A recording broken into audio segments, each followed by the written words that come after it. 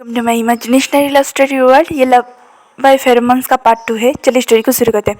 Wing जो wait कर रहा था अपने केबिन में, तो उसे पता चल गया कि वांगी शहर आ गए। तो वो वांगी के केबिन पे जाता है और नॉक करता है, तो वांगी ने कम इन। उसके बाद विंग आता है, नॉर्मली अपने शेड्यूल वगैरह बताते हैं कि आज आपको यहाँ पे जाना है और 2 मीटिंग्स हैंडल करनी है और ये फाइल्स वगैरह चेक करनी है। तो वांगी कुछ नहीं कहता कि उसे पता है ये नॉर्मल रूटीन का काम है। तभी वांगी ने कहा लीगल टीम आ गई है। तो विंग समझ गया था कि आज पक्का किसी और की सामत आने वाली है। तो विंग ने कहा हाँ जी सर आ गई है। उसके बाद विंग ने कहा इन्हें यहाँ बुलाऊँ या फिर मीटिंग रूम में। तो वांगी ने यहीं पे बुला लो।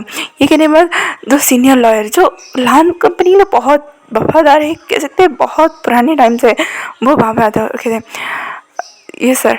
तो हाँ जी एक स्मिक करता है और कहता है ओह मिस्टर ले एंड मिस्टर वे।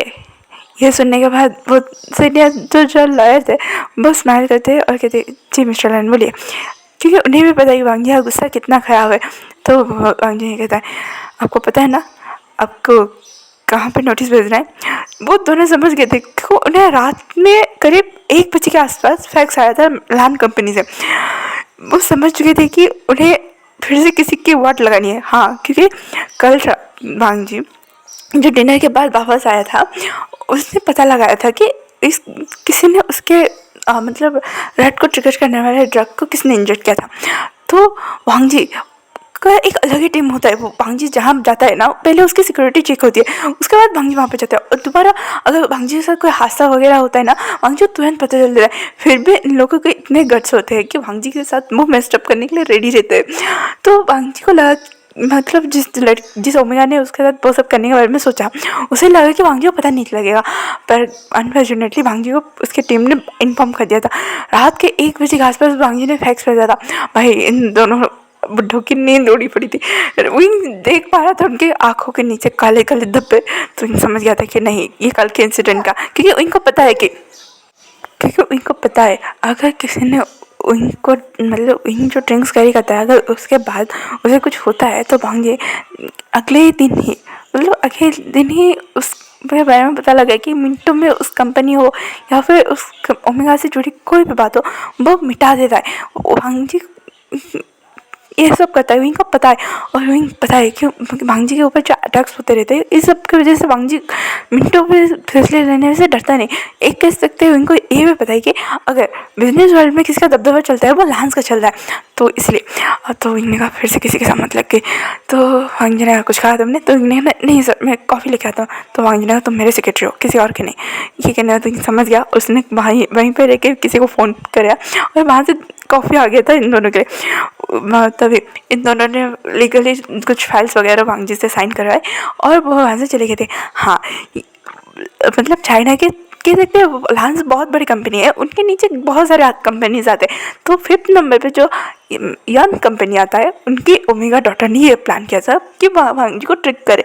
तो वांगजी ने उनके पूरे काले चिट्ठे को मतलब बिजनेस वर्ल्ड है ऑब्वियसली कुछ मतलब ऊंच नीच 2 नंबर का काम होता रहता है, पर लांस जितने क्लियर है वो बाकी कंपनी होगा नहीं होगा ये बात लांस को पता है। कहते हैं लांस के पास लूप हॉल्स है सारी कंपनीज के, और वांगजी ने वही लूप हॉल यूज़ करके यान कंपनी को डुबा दिया था।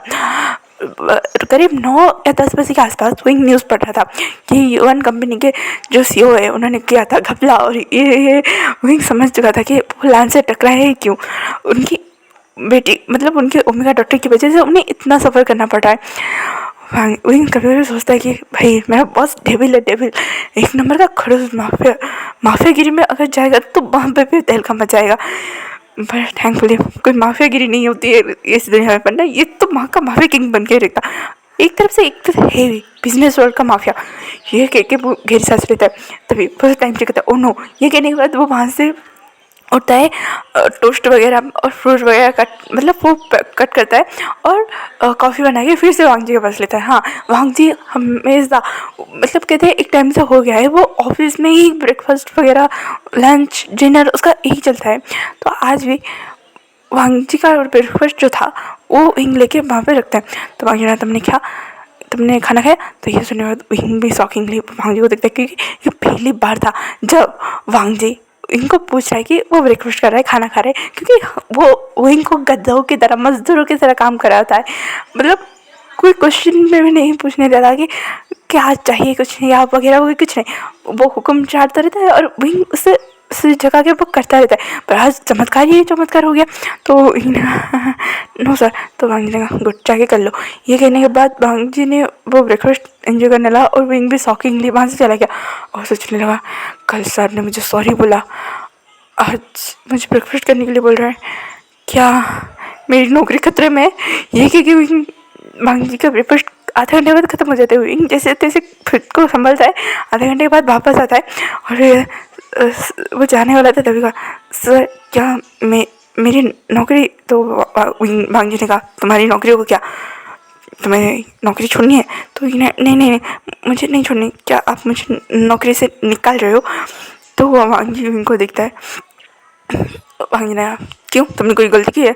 तो भांग ने कहा नहीं मैंने कोई गलती नहीं की है, अब तक तो की नहीं है, बट आपको लगेगा कि मैं कोई गलती कर रहा हूँ तो आप निकाल दोगे क्या? तो भाई जी ने कहा अगर तुम कोई गलती करोगे तो हाँ ज़रूर। तो यहाँ पर मैंने कोई गलती की ही नहीं। तो भाई जी हाँ तो मैं तुम्हें निकालूंगा क्यों? तो इन्हें कहा वो कुछ नहीं सर, ये क्या बजाने वाला था? तो अभी भांग जी ने कहा वही को देखता है भांग जी और कहता है डोंट वरी, मैं तुम्हें नौकरी से नहीं निकालने वाला हूँ, बस कल की वजह से थोड़ा लिबर्टी दे रहा हूँ और कुछ नहीं। ये कहने के बाद विंग अपना सर हाँ मिलाता है और भांग जी अपने काम पे लग जाता है और विंग भांग जी को एक बार दिखता है और वहाँ से चला जाता है। हाँ विंग यहाँ एक कल ही नहीं बहुत बार, मतलब विंग को पता है कि उसने बहुत बार ड्रग वाली ड्रिंक्स जो भांग जी सा के है, जो बिजनेस ओपोनेंट होते हैं या फिर बिजनेस पार्टनर होते हैं, वो इस बात का राय का ताट, तिल का ताट बना सकते हैं, राय का रायता फैला सकते हैं। तो भांग जी की जगह विंग ड्रिंक्स कर लेता है और उसे पता है कि हाँ कभी कभी उनमें से कुछ अच्छे होते तो कुछ ड्रग वाले होते। हाँ बाद में भांग जी उसे अपने तरीके से हैंडल करते हैं, पर कल के इंसिडेंट के बाद विंग को लगा कि मैंने तो बहुत बार की पिया है, पर आज सर को क्या हो गया है, वो इतना केयर क्यों कर रहे हैं मेरे?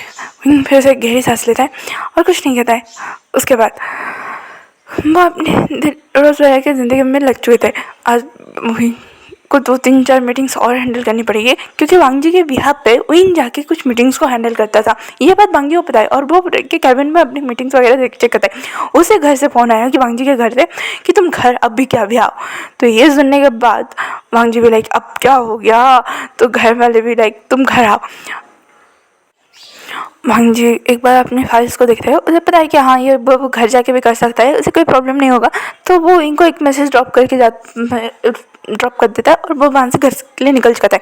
घर पे जाके पहुँचने के बाद शौक, क्योंकि घर पे साउथ इंडियन सुयांग आए थे, हाँ जो भांग जी के बहुत अच्छे दोस्त थे और वो ऑपरेट में शिफ्ट हो चुके थे, अब वो वापस आ चुके थे।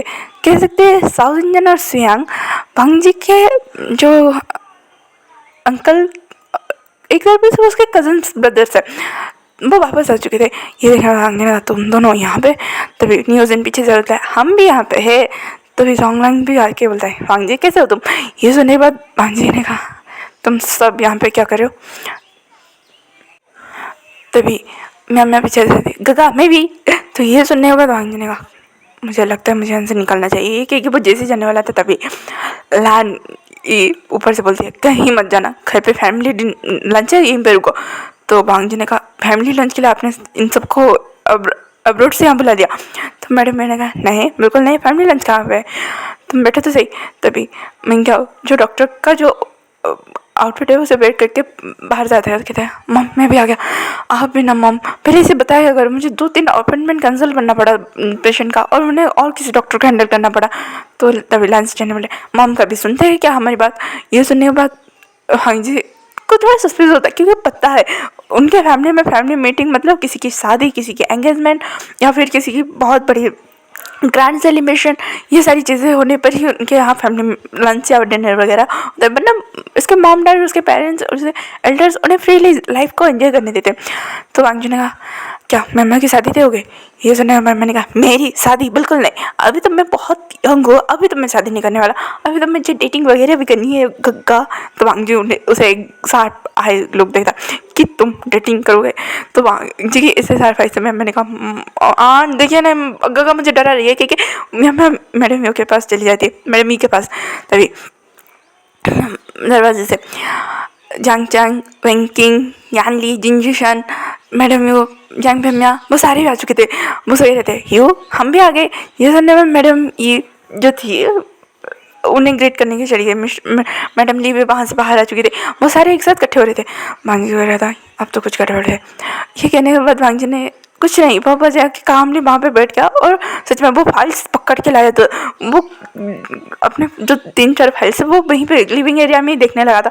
ये सबके लिए नॉर्मल है कि हाँ सबकी गेट टुगेदरिंग चलेगी, सबकी फन पार्टी चलेगी। वांगजी को पढ़ाई करने के टाइम पे वो पढ़ाई करेगा, काम करने के टाइम अब काम कर रहा है। तो वांगजी को एक ठंडा लुक देके बहुत सारे अपने अपने में बिजी हो गए थे। बातें वगैरह करने के बाद सब सारे एल्डर के इशारों में बातें चल रही थी। मतलब मैडम यू, मैडम ली और मैडम ई जो इशारों में बातें कर रहे थे। यहाँ पे जिगे जुन्ने का पक्का ही कुछ गड़बड़ करने वाले हैं क्योंकि तुम्हें रातों रात ही बुला दिया फेमिया। तो फेमिया ने कहा पक्का वांगजी की शादी की बात होगी या फिर मेम्मा के तो वांगजी की शादी की बात है। ये सुनने के बाद सारे लोग जैसे ये बात जैसे सबके कानों में गूंज चुकी थी कि वांगजी की शादी, क्योंकि भांजी की शादी बाद इन्हें क्योंकि इन सबको झटका लगा क्योंकि अभी तो मेम्मा की शादी नहीं है, वो कॉलेज जा रही है।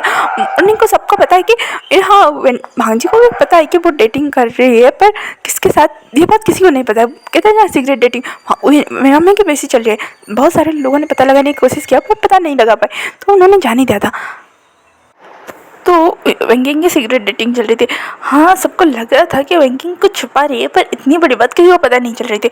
यहाँ पे जब सबने सुना कि क्या वांगजी की मतलब क्या ये लोग पागल हो गए, ऐसे जाने का मेरी मॉम पागल हो चुकी है, वांगजी तांडव मचा देगा घर पे। तो मैंने ने कहा तांडव हमें हॉस्पिटल से इसलिए बुलाया गया था क्योंकि अगर तांडव बचेगा ना सिचन तो हमें हैंडल करना पड़ेगा। तो तभी जंग चैन यहाँ बच्चे कहाँ पे हैं, उन्हें तो बुला लेते, ये तांडव देखना नहीं पड़ता क्योंकि हाँ वांगजी बच्चों के सामने ना थोड़ा सॉफ्ट हो जाते हैं। मतलब कहते हैं ना एक सॉफ्ट कर्नर होता है बच्चों के लिए, तो वांगजी का भेजता था। तो सबने जंग चैन को बोला तो व्हाट, तो वेंकी ने कहा जंग चैन के बच्चे तुम भूल गए कि सारे कैंपिंग पे गए। ये सुनने के बाद जियांग चंद ने अपना सर पिटला कह लिया आप तो हो गया बेड़ा घर गगा, आज तो किसी की ना किसी की बलि चढ़ेगी। तो ये सुनने के बाद यानी ने कहा किसके, तो तभी वो सारे जिंजूशन को देखते हैं तो कहते हैं क्या मैं कुछ नहीं करने वाला। तो जियांग ने कहा जिंजूशन तुम्हें ही करना पड़ेगा। जिंजू ने क्या क्या मैं तुम्हारा एक लौता दोस्त हूँ सिचन, तुम मुझे सूली पे चढ़ाओगे। तभी मैं ने कहा अरे अरे तुम अकेले कहाँ सूली पे चढ़ोगे, तुम्हारे साथ तुम्हारा दोस्त भी चढ़ेगा तभी इलाज चलेगा, मैं नहीं चढ़ने वाला। यार ये एल्डर्स लोग कुछ भी प्लान करते हैं हमें फंसा देते हैं, इन्हें वांगजी की शादी करने की पड़ी क्या है। तो मैं ने कहा सीरियसली संचार तुम चाहते हो तुम्हारा भाई जिंदगी भर कमा रहा है। तो लाइन टीचर ने कहा मैं नहीं चाहता हूँ मेरा भाई जिंदगी भर कमा रहा है, पर एटलीस्ट उसे पूछ तो लो बम फूटने से पहले ये बम उसके ऊपर नहीं हमारे ऊपर फोड़ा जा रहा है। तभी सासू जान ने कहा गगा आपको लगता है कि हमारे आंट जो है इन सब के बारे में आप डिस्कशन करने वाले लगते हैं। तभी वो सारे एक बार मतलब वो तीन टिकड़ी को देखते हैं और कहते हैं बिल्कुल नहीं बिल्कुल नहीं। तभी क्योंकि हाँ इन लोगों की जो शादी हुई थी ना कुछ इस तरह से हुई थी कि हाँ कुछ की लव मैरिज थी, कुछ की लव अरेंज मैरिज थी और कुछ की अरेंज मैरिज थी, पर हाँ अब वो लाइफ में सब हैप्पीली रह रहे हैं इसलिए उन्हें कोई प्रॉब्लम नहीं है। पर बम फोड़ने से पहले ना घर वालों को बता के बम फोड़ना चाहिए। तभी यानी ने कहा बेस्ट ऑफ लक गाइस। ये कहने के बाद क्योंकि भांजी के साथ उन्हें पता है वो अपने ओमेगा को डेंजर में नहीं छोड़ सकते, क्योंकि अगर बांगजी गुस्सा हुआ और उसका जो फेरोमोन है वो बाहर निकला तो बहुत बड़ी प्रॉब्लम हो सकती है। तो बांगजी ने कहा कुछ कहना है सबको। ये सुनने के बाद मैडम लानी ये सामने आते बोलिए हाँ मुझे तुमसे बात करनी है। तो वांग जी ने कहा लंच टाइम हो गया, लंच करते उसके बाद। ये सुनने के बाद सारे फैमिली मेम्बर इस वांग जी को एक बार घूरते, इसने बोला था कुछ बात करना है और अब लंच करना है, इसकी सटक गई है क्या?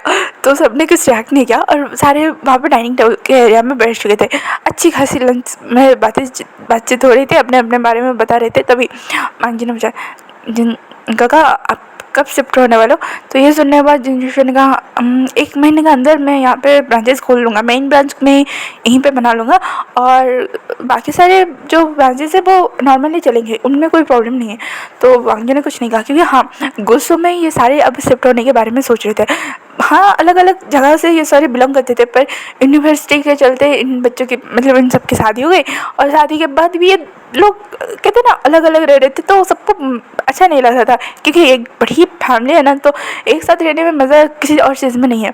तो वांग जी ने कहा बता दीजिएगा क्योंकि हाँ सच है वो लैंड मेंशन जो क्रिएट हुआ था वो सच में कह सकते हैं उसमें 4 या 5 फैमिली के लिए ये रिसेंटली मेड हुआ था, क्योंकि पुराने हमारे लैंड मेंशन को इन्होंने तोड़वा के रेनोवेट करके एक बड़ा सा कहते हैं ना लैंड मेंशन बना दिया था। उस पहले उसे देखेगा कोई सोचेगा पैलेस ही है, वो वैसे बन चुका था। तो सबने कहा था कि हाँ बता देंगे। तभी वांग जी ने कहा जंग जंग और तुम? तो जंग जंग ने देखो अभी तो कुछ नहीं कह सकते, 2 या 3 महीने लग ही जाएंगे। तो साहु जी ने और मेरा तो पूछो ही मत, मुझे स्वयं की वजह से इतना भाग दौड़ करना पड़े। तो स्वयं ने कहा क्या मेरी वजह से क्या भाग दौड़ करना पड़ा है? तो साहु जी ने कहा और रियली स्वयं तुम्हारी वजह से मुझे भाग दौड़ नहीं करना पड़ा है, तुम अपना बुटीक न्यूज़ के साथ मर्ज क्यों नहीं कर लेते? तो स्वयं ने कहा बिल्कुल नहीं। ये सुनने के बाद साहु जी ने कहा देखा वांग जी इसी बात पे झगड़ा हो रहा है हमारा कि उसे अलग बुटीक चाहिए और बुटीक के लिए इसे प्लेस नहीं मिला है, तो न्यूज़ मिले इसे प्लेस नहीं मिलेगा। मैंने सारे बेस्ट जगह पे कस्बा करके रखा है। तभी मैंने कहा काका आपको अगर बुटीक खुलना है तो आप मैं एक जगह सजेस्ट कर सकता हूँ न्यूज़ का धोखेबाज कहीं की।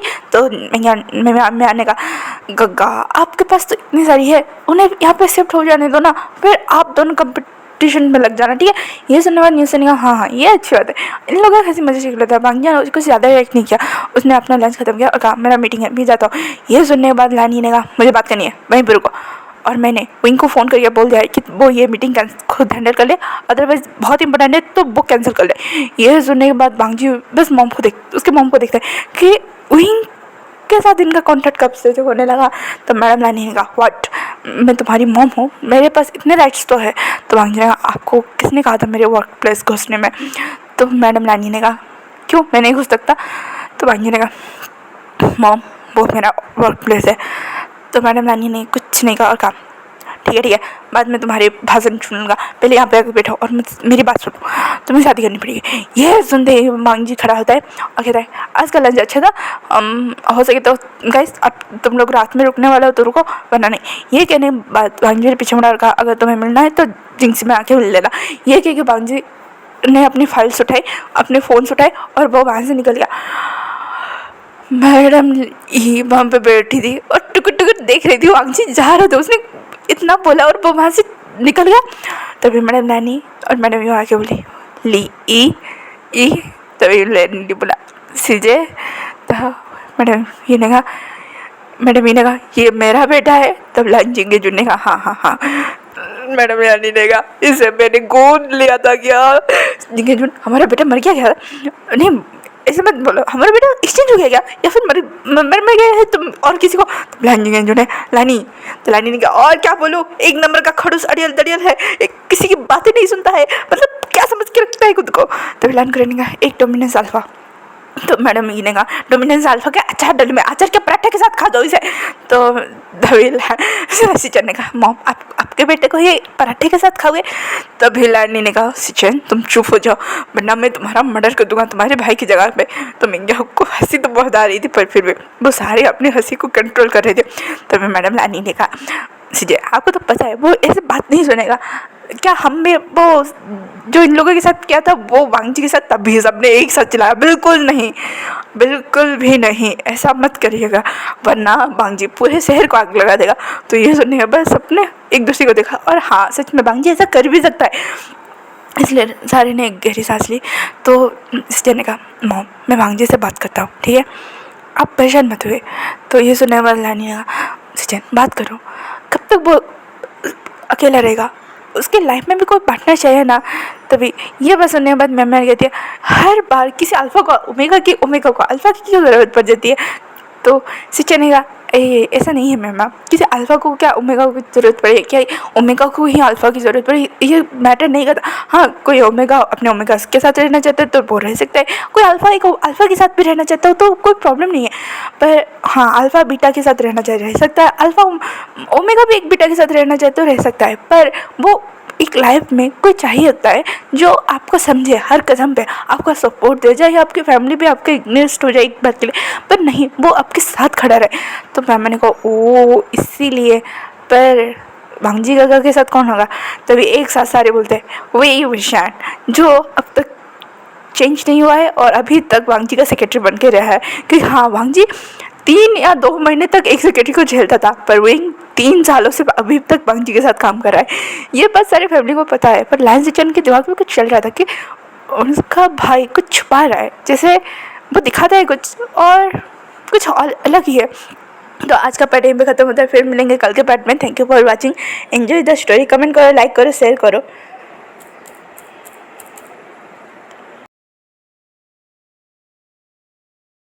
Thanks for watching. Bye bye, cuties and sweeties.